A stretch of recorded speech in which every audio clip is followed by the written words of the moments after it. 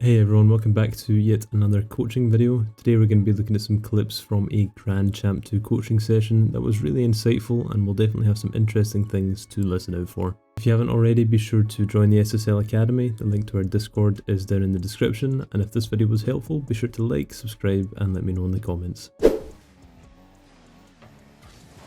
Okay, nice. And buy some time.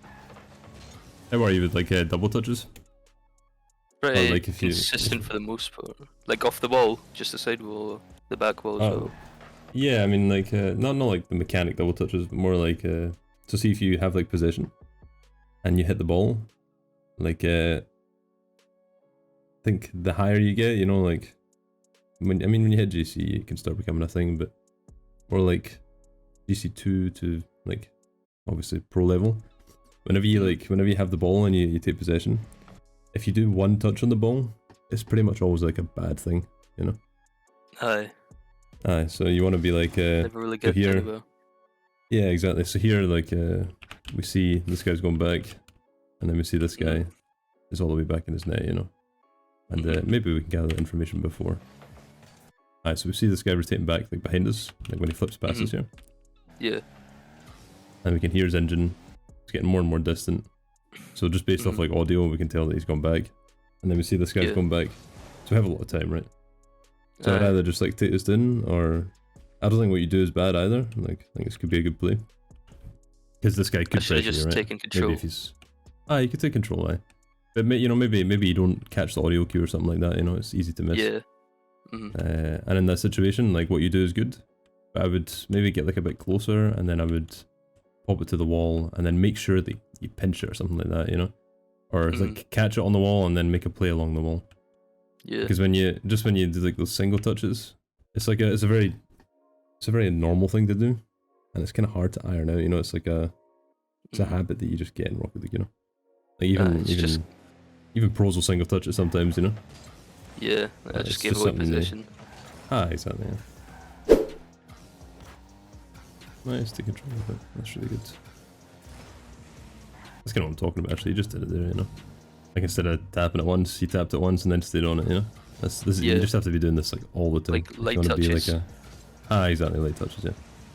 That's kind of one of the big things that separates like a high GC player from a high SSL player. It's one of the big things. Just doing that as much as possible.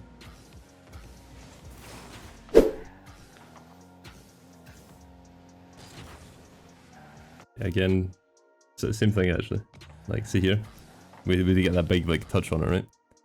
Yeah. But instead we could slow down here, because again we see them both. We've got this like cone of information, so we see everybody, we see the ball, like we have all the information, you know. And this moment we can slow down and we can take like a slower play and like a dribble sort of thing. Like a dribble. Because see if you boom this, obviously I've not seen like the next 5 or 10 seconds, but if I were to make an assumption, as soon as you boom this, like if you can't follow it, because I'm assuming you might try and follow like onto the backboard here, I'm going to assume that the play, if they save it, since I don't see a goal on the timeline, the play is going to take a shift down this side, your teammate's going to go back, and since you've not bought him much time, he's going to be kind of pressured here maybe in like a little bit of a 2v1. I'm not too sure, but that would be my assumption from this. Okay, so you do get the second touch, and you get a 50. Demos. Okay, so yeah, they don't manage to like break into an offense too well. It was like a good follow up by you. It's kind of lucky. It's a wee bit. I mean, it's not lucky, right? Like you get a good 50 on him. Like that's just your skill, you know. Like you pushed up and you got a second touch on it. But it could have been bad, you know. And that's kind of what you want to avoid. Oh, nice try. What is your teammate doing? He loves it. He loves the ball. Ball chaser, a boost hog. He's just going for it. Nothing you can do about that one, I'm not gonna lie. Yeah, that's nothing to do with you. I'm struggling to see how there's not a goal here. My goodness.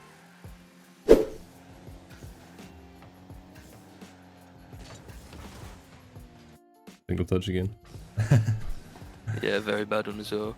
I'm pretty sure they tried to like pinch it against the wall, but I just misread it. So this can happen a lot as well. So see like see if you're second man, A lot of the time, like, if you don't take it slower, a lot of the time what you can do is you can like you can think that you're passing to your teammate, right? Like, oh, my teammate's gonna like turn around and they're gonna be on mid, and it's kind of like overestimating or underestimating the time it takes to recover. And I do this quite a lot. It's actually one of my bad habits. So sometimes if I'm second man, I'll like pinch the ball against the corner or something, or I'll boom it and try and pass into mid. But the thing is, I need to slow down a lot more. I think you might need to do the same thing, because your teammate is going to take quite a bit of time to come back around here, you know? Yeah. And if you pinch this, it's just a free pass in front of net. I'm assuming you give away position pretty hard here. Yeah. So see your teammate's like, he's just turning around, you know? So even if you get a good pass off or a good pinch, it's still going to be in the enemy. Still very far. Yeah. Tell you how to like fix this. So see in this moment here, there's a thing I like to call the cone of vision.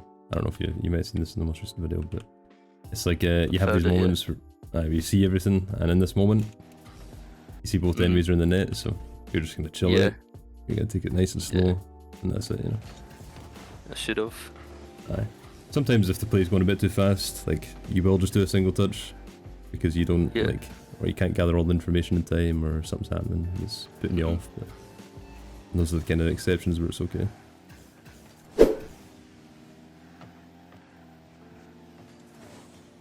Careful. Love a dodgy. Love a dodgy shadow in there. Yeah. I think just when you turn like 90 degrees, you've fucked yourself real bad when here. You're sideways. When you're sideways. Like with shadowing, you just want to. I'm sure you know shadowing pretty well, but you don't want to take these like almost 90 degree cut-ins, and you want to make sure like you don't turn 90 degrees. As soon as you turn 90 degrees, you've really done yourself in pretty badly.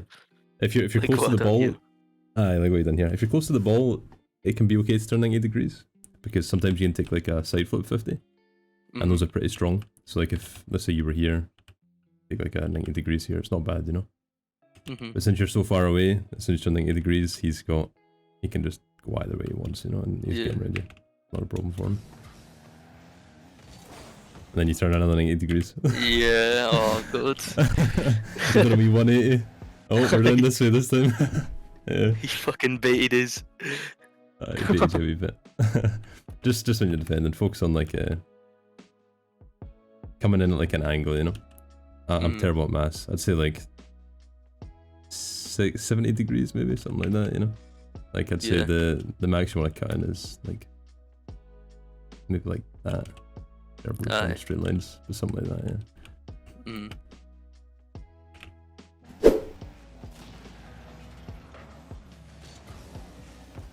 Yeah, be careful about coming in there. I think we push up a little bit too far here. Yeah. So again, I would slow down a little bit, just because we don't know exactly what's going to happen. So after it gets demoed, like, there's a thing I like to call, have you ever played like fighting games like Mortau or Chivalry or anything like that? I've seen Chivalry, I've not played it though. Well, there's a thing in that game called Initiative, right? And it's like Dungeons and Dragons has it as well, so it's like, who has initiative, like who's going first, right? And it's the same thing in Rocket League with possession. Like when you have possession, you have initiative. So like you're going to be the one that has the first attack, right? Or you have the first strike. So when they get initiative in this instance, you have to wait and see what they're going to do. So like in Chivalry, when you don't have initiative, you wait and see what strike they're going to do, and then you counter it or you parry it with like a same strike, right? So in this is the same thing. So you want to give yourself like a little moment. So like remember in defense when that guy was, your teammate was on the corner, and if you'd waited an extra second and just like sat still and go, you would have had a better idea what was happening. It's the same thing here. So he has initiative and you want to just like wait a second. So I would wait like when your teammate gets demoed, that's your cue to just like chill here, you know. I would just chill here. They've got initiative. Alright, let's see what they're gonna do and then we can do something off of it. Because as soon as we push up a little bit too far, even pushing like up too far here, I could have went up the wall. you could have went up the wall for sure, yeah. I think even when you push up too far here, even though you've stepped out of line, you can still recover it a wee bit. Like instead of, so once you realise you've screwed up, you could just not commit and go back, you know. And then that's like you're recovering from the bad play. But when we commit on it, we turn it into like the worst play possible, you know. This is really bad now. Teammates in a bad 2v1 after this. Nice demo though. It's a good recovery as well.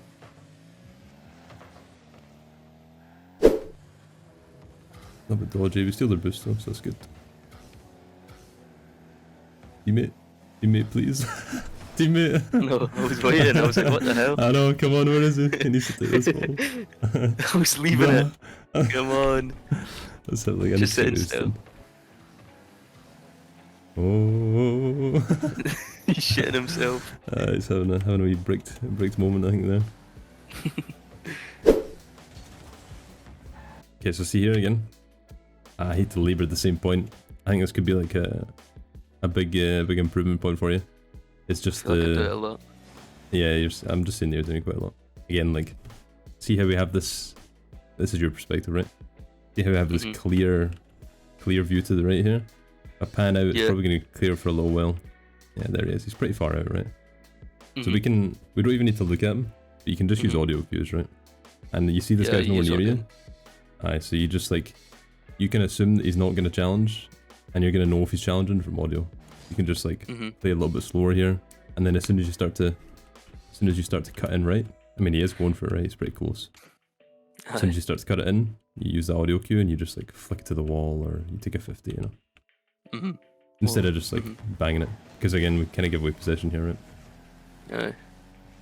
I think you get possession from it, but there's a good chance that they get possession back, right? Because it's like a weak defense. Yeah. And again, they get possession back from it. So same thing. Now you didn't have boost here, right? So this one's a little bit different. Aye. Your teammate steals your boost. But what I do in these situations, this is another big thing with defense, and this is a very like high level thing to do, is especially under pressure. Like it's pretty hard to do this. But see if you have no boost and you're in defense, it's kind of common thing to happen. If you want to like stop the enemy pressure, you have to, even if you're low boost, you have to not boom it out into mid, and it's tempting. And sometimes you do it, and you have to keep defending for like a minute. I don't know if you've ever played a game where you feel like you're getting attacked for 2.5 minutes. Like it's horrible, you know. And that's because people on low boost like start to just pass to the enemy too much. So see here, I would slow down a little bit, and we see our teammate here on the bottom left. So in these situations, and you know your teammate got the full boost before, right? So he's got boost to play with. Yeah. So I would do like a really small touch down into the left here, and just kind of put it in his general play area, and then at least he's going to get a 50-50 if this guy comes in. Aye. That's a good play. So just kind of like use your teammate on low boost if you can. And even if it's kind of like the only play you can make on low boost, if I'm honest with you, is like passing to your teammate in defense. Because it's really hard to make like a flick or do anything when you're low boost. Aye. Nice. Like if he was any better, he could have just scored that off the ball though, after I passed it to him. So like, oh, like from the defense. Yeah. I'll just check it, but yeah, it looked pretty promising for him. When I hit him here. Aye, so he just takes like a ground to air dribble, and if he's a good player, he does a roof shot, fucking double flip resets, backwards musties it into the top right corner, you know, and your game's done. Typical. The typical stuff, yeah. Alright, that's everything folks. I hope you learned something useful, and if you did, consider subscribing and joining the Discord for more. Peace.